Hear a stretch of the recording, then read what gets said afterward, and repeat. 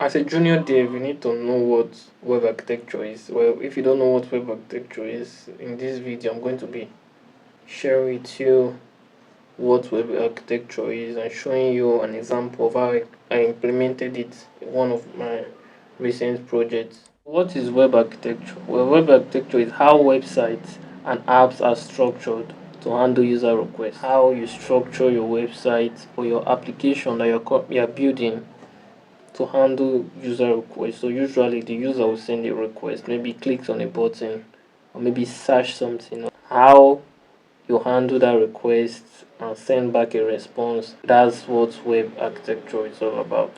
This is an example implementation of what architecture is. So the front end is what users see, your HTML, CSS, JavaScript, what the user will see.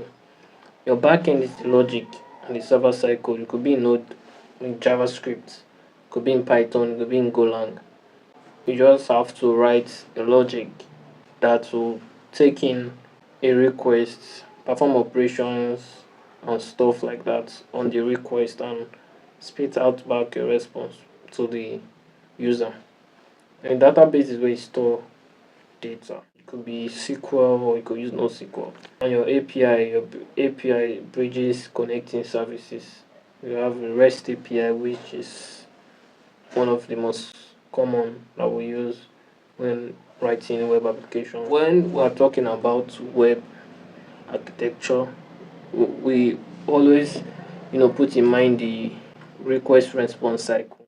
Request response cycle is usually the client, the user sends a request, HTTP request to the server.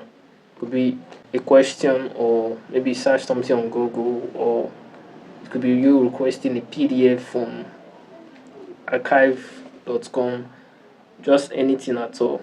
And then the server will give you a response back, which could be the book you requested for, or it could be